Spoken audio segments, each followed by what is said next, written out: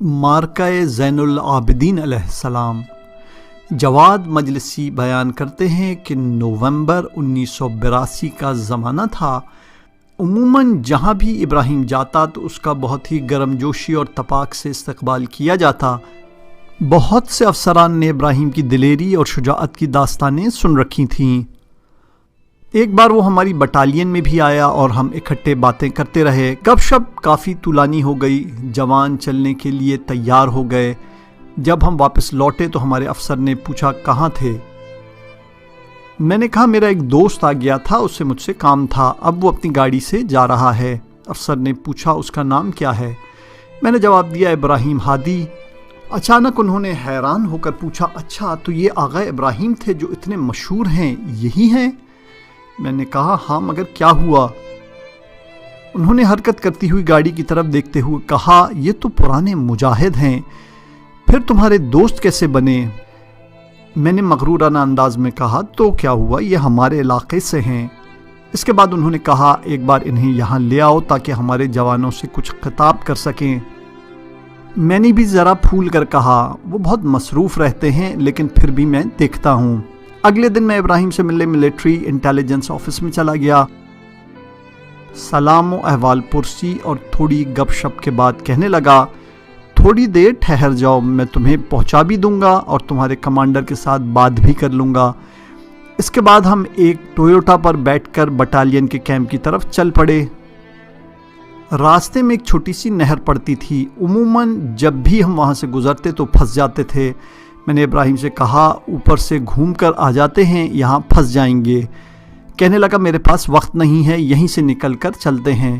میں نے کہا آگے آنے کی اصلاً ضرورت بھی نہیں ہے، یہاں تک جو تم مجھے لے آئے ہو اس کا بھی بہت شکریہ، باقی راستہ میں خود ہی طے کر لیتا ہوں۔ کہنے لگا بیٹھے رہو، میں تمہارے کمانڈر سے ملنا چاہتا ہوں۔ اس کے بعد اس نے گاڑی چلا دی۔ میں نے سوچا کہ اس پانی کو کیسے عبور کرے گا اور دل ہی دل میں ہنس کر کہا کہ اگر یہ پھنس گیا تو مزہ آ جائے گا۔ لیکن ابراہیم نے بلند آواز میں ایک دفعہ اللہ اکبر اور ایک دفعہ بسم اللہ کہا اور پہلے ہی گیئر میں گاڑی وہاں سے نکال کر پار لے گیا۔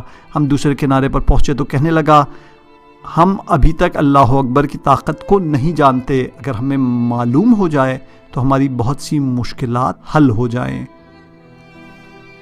بٹالین نئے حملے کے لیے اپنی ضروری تیاریاں مکمل کر چکی تھی۔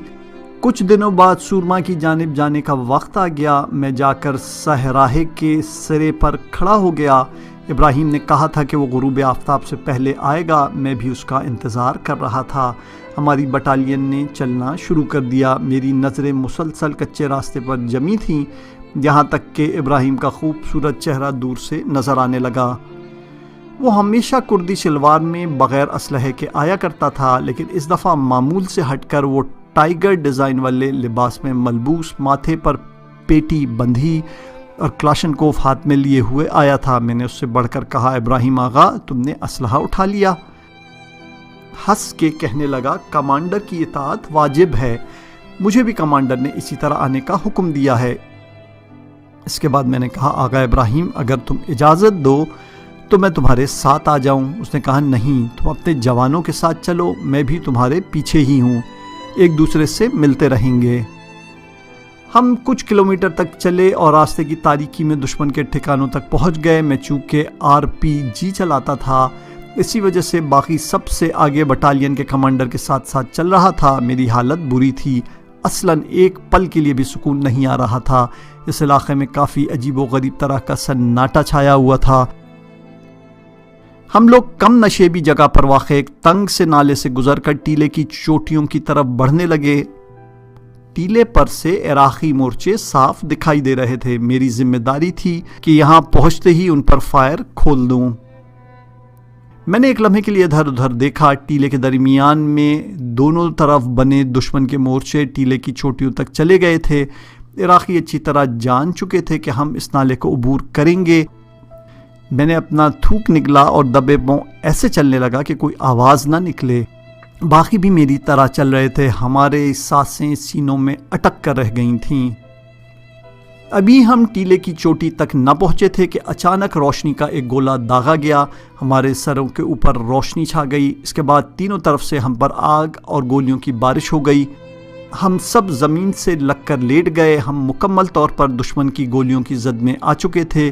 جیسے ہی کوئی دستی بم یا گولی ہماری طرف آتی تو زخمی جوانوں کی چیخیں بلند ہونے لگتیں۔ ہم اس اندھیرے میں کچھ بھی نہیں کر سکتے تھے۔ میرا دل چاہ رہا تھا کہ زمین پھٹ جائے اور میں اس میں دھس جاؤں۔ میں موت کو اپنی آنکھوں سے دیکھ رہا تھا۔ اس لمحے ایک شخص سینے کے بل رینگتا ہوا میرے پاس آیا اور میری ٹانگ پکڑ لی۔ میں نے زمین سے اپنا سر تھوڑا سا بلند کر کے پیچھے کی طرف دیکھا تو یقین نہیں آ رہا تھا۔ جو چہرہ میرے سامنے تھا وہ ابراہیم کا نورانی چہرہ تھا۔ اس نے اچانک کہا، یہ تم ہو؟ اس کے بعد RPG میرے ہاتھ سے لے کر آگے کی طرف بڑھ گیا اور اللہ اکبر کی صدا بلند کرتے ہی فائر کھول دیا۔ سامنے کے مورچے جو زیادہ گولیاں برسا رہے تھے منہدم ہو گئے۔ ابراہیم نے اپنی جگہ سے کھڑے ہو کر کہا، امیر المؤمنین کے شیعوں کھڑے ہو جاؤ، مولا کا ہاتھ ہماری پشت پر ہے۔ ابراہیم کے اس اقدام نے سب جوانوں میں ایک تازہ روح پھونک دی۔ میں اللہ اکبر کے نعرے لگانے لگا۔ باقی لوگ بھی اپنی جگہوں سے کھڑے ہو گئے۔ سب لوگ گولیاں برسا رہے تھے۔ تقریباً سارے عراقی بھاگ گئے تھے۔ چند لمحوں بعد دیکھا تو ابراہیم ٹیلے کی چوٹی پر تھا۔ عراقیوں کے اہم ٹیلے پر قبضے کی مہم بہت تیزی سے انجام پا چکی تھی۔ دشمن کے کچھ فوجی اسیر ہو گئے۔ ہمارے باقی جوان آگے بڑھنے لگے۔ میں بھی اپنے کمانڈر کے ساتھ آگے جانے لگا۔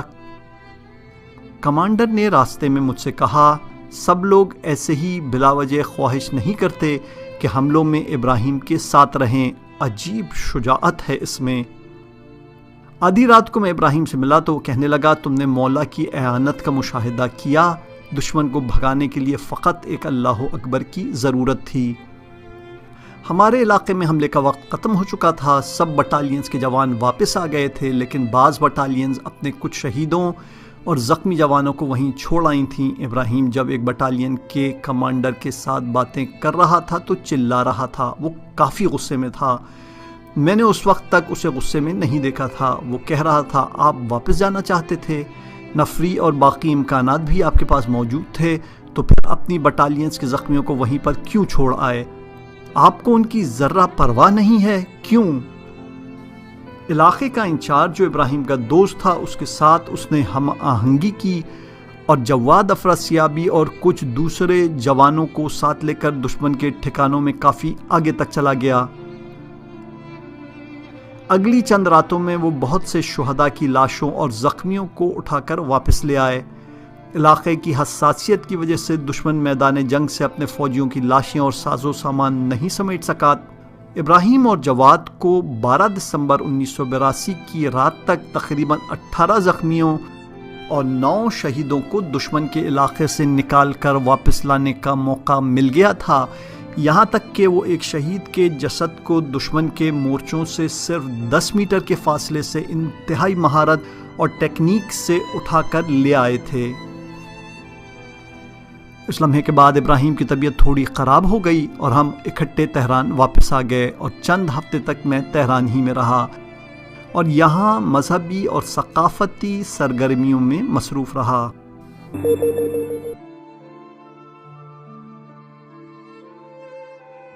آخری ایام۔ علی صادقی۔ دسمبر کے ایام تھے۔ میں اور ابراہیم تہران واپس آ گئے تھے۔ وہ خستگی اور تھکاوٹ کے باوجود کافی خوش تھا۔ کہتا تھا دشمن کے علاقے میں کوئی شہید اور زخمی باقی نہیں بچا، جو کچھ بھی تھا ہم اٹھا کر لے آئے۔ اس کے بعد اس نے کہا، آج کی رات ہم نے کتنی منتظر آنکھوں کو ٹھنڈک پہنچائی۔ ان شہداء میں سے جس کی ماں بھی اپنے بیٹے کی قبر پہ جائے گی، اس کا ثواب ہمیں بھی ملے گا۔ میں نے فوراً اس موقع سے فائدہ اٹھاتے ہوئے کہا، آقا ابراہیم، اگر ایسا ہے تو تم اپنے لیے کیوں دعا کرتے ہو کہ تم گمنام رہو؟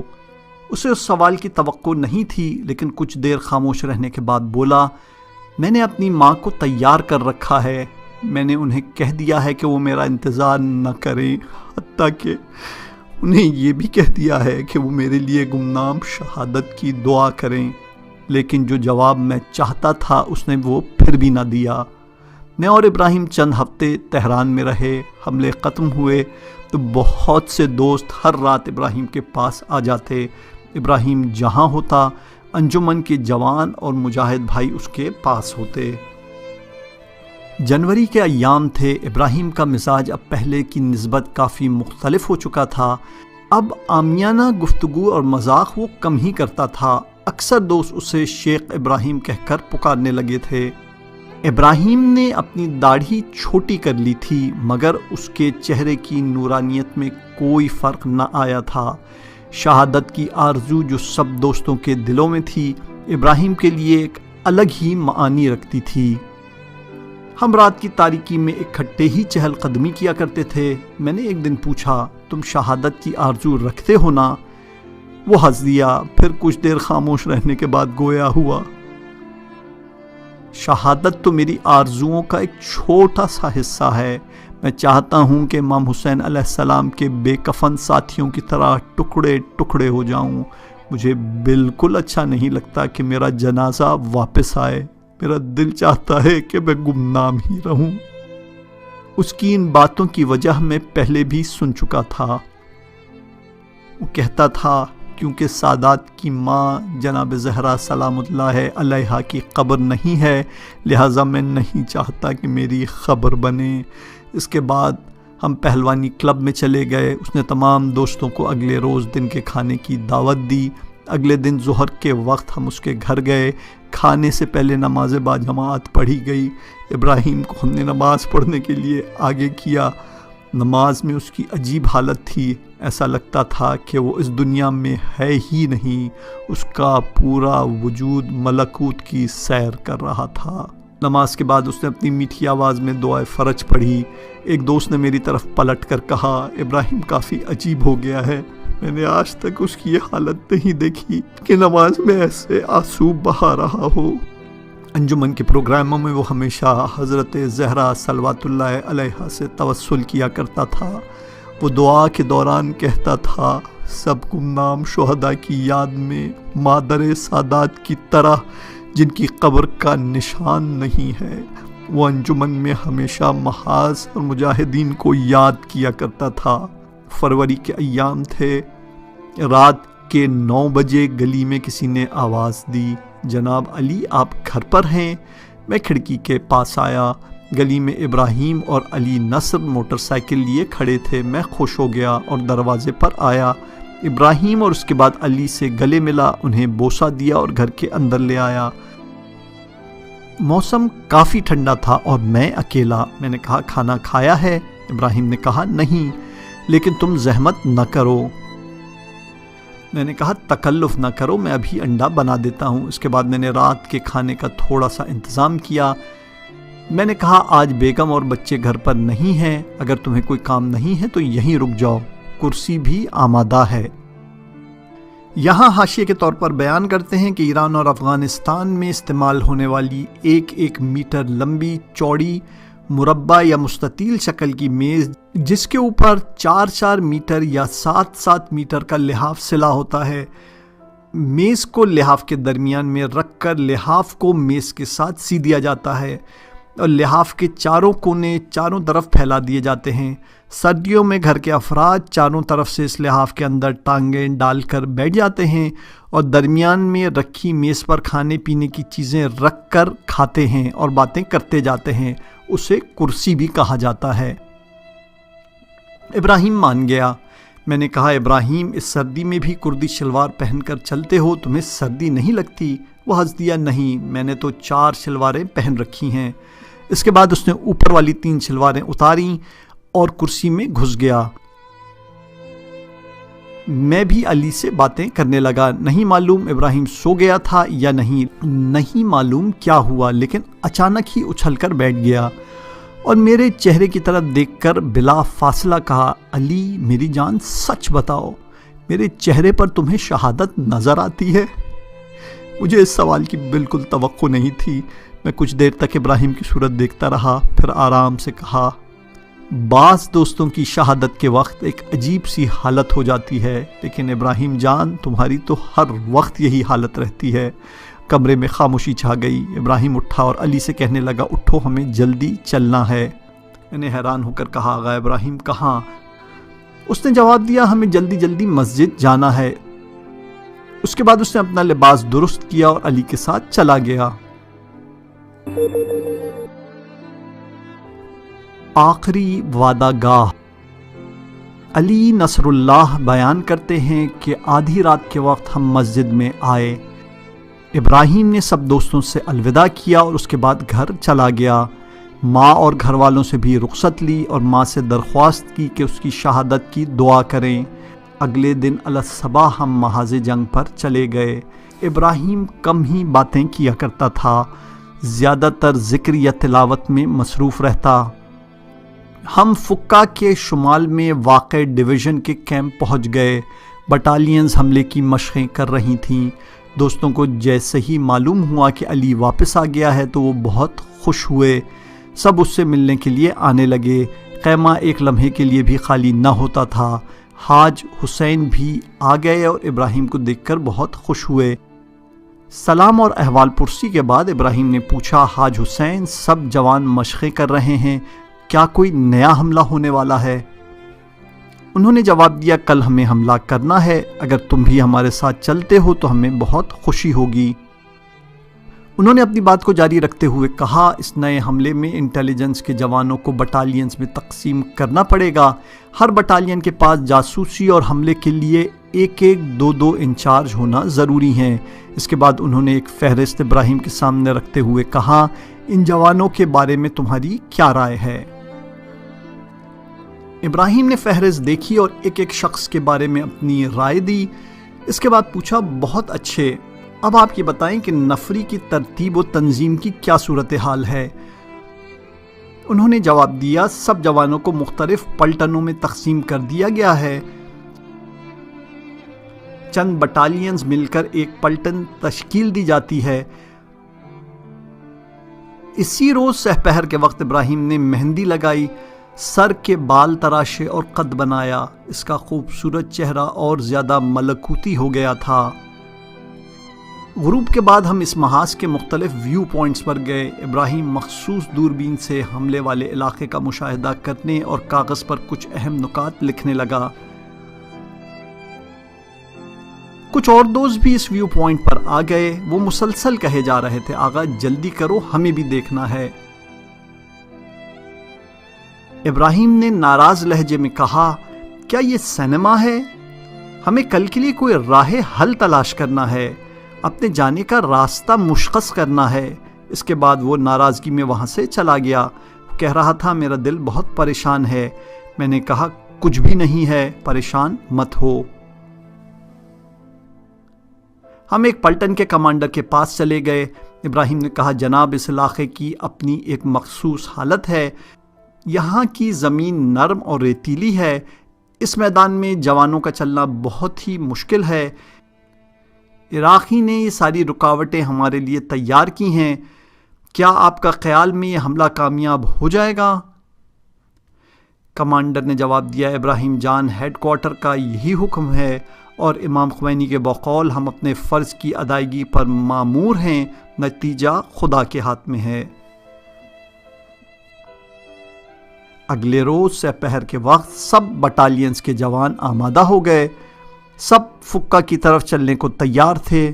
میں نے دور سے ابراہیم کو دیکھا، وہ چہرہ دیکھتے ہی میرا دل لرز گیا۔ اس کا دلکش چہرہ ملکوتی ہو چکا تھا، ہمیشہ سے زیادہ صورت سفید تھی۔ اس نے عربی رومال اڑھا اور خوبصورت کوٹ پہن رکھا تھا۔ وہ ہمارے پاس آیا اور سب جوانوں سے ہاتھ ملایا۔ میں اسے کھینچ کر ایک طرف لے گیا اور کہا ابراہیم بھائی آج تو بہت نورانی ہو گئے ہو۔ اس نے ایک لمبی سانس لے کر حسرت سے کہا جس روز ڈاکٹر بہشتی شہید ہوئے اس دن میں بہت پریشان تھا، لیکن میں نے سوچا کتنے خوش قسمت ہیں وہ جو شہید ہو گئے۔ اگر وہ طبعی موت مرتے تو ان کے لیے کتنے عیب کی بات تھی۔ اصغر وصالی، علی قربان، قاسم تشکری اور ہمارے بہت سے دوست چلے گئے۔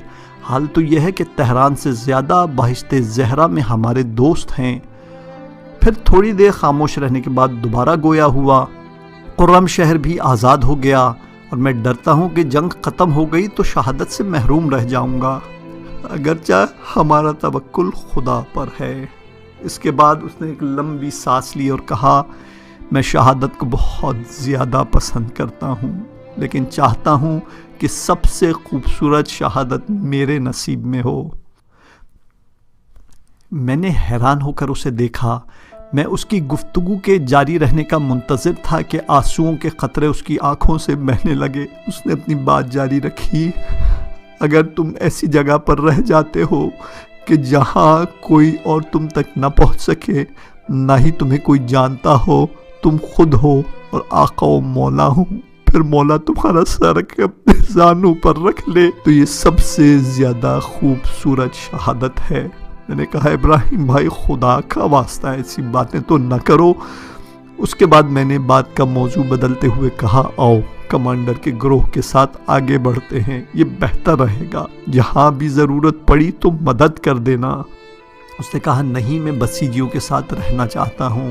اس کے بعد ہم دونوں وہاں سے چل پڑے اور ہراول دستوں کی طرف آ گئے۔ وہ لوگ اپنی آخری تربیت میں مصروف تھے۔ میں نے کہا، ابراہیم تمہارے لیے کون سا ہتھیار اٹھاؤں؟ اس نے کہا، فقط 2 دستی بم، اگر بندوق وغیرہ کی ضرورت پڑی تو عراقیوں سے چھین لوں گا۔ حاج حسین کرم اللہ دور سے ابراہیم پر نظر جمائے ہوئے تھے۔ ہم ان کی طرف چلے گئے، مسلسل ابراہیم کی طرف دیکھے جا رہے تھے۔ بے اختیار انہوں نے ابراہیم کو گلے سے لگا لیا، چند لمحوں تک اسی حالت میں رہے، گویا وہ جانتے تھے کہ یہ ان کی آخری ملاقات ہے۔ اس کے بعد ابراہیم نے اپنی کلائی کی گھڑی کھولی اور کہا، حسین یہ آپ کے لیے یادگار ہے۔ حاج حسین کی آنکھیں آنسوؤں سے بھر گئیں۔ انہوں نے کہا، نہیں ابراہیم جان، یہ تمہارے ہی پاس رہے گی، تمہیں اس کی ضرورت پڑے گی۔ ابراہیم نے خاص اطمینان سے کہا، نہیں، مجھے اس کی کوئی ضرورت نہیں۔ حاج حسین کافی متاثر ہو چکے تھے۔ انہوں نے اس بات کا رخ بدلتے ہوئے کہا، ابراہیم جان، حملے کے لیے ہمیں 2 راستے اختیار کرنے ہوں گے۔ سب جوان پہلے راستے سے جائیں گے، جبکہ میں، کچھ افسران اور جاسوس جوان دوسرے راستے سے نکلیں گے۔ تم بھی ہمارے ساتھ آ جاؤ۔ ابراہیم نے کہا، میں بسیجی جوانوں کے ساتھ پہلے راستے سے جاؤں گا، کوئی مشکل تو نہیں ہوگی نا آپ کو؟ حاج حسین نے کہا، نہیں، جیسے تمہیں آسانی ہو۔ ابراہیم آخری مادی تعلقات سے الگ ہو گیا۔ اس کے بعد وہ ہراول بٹالینز کے جوانوں کے پاس جا کر بیٹھ گیا۔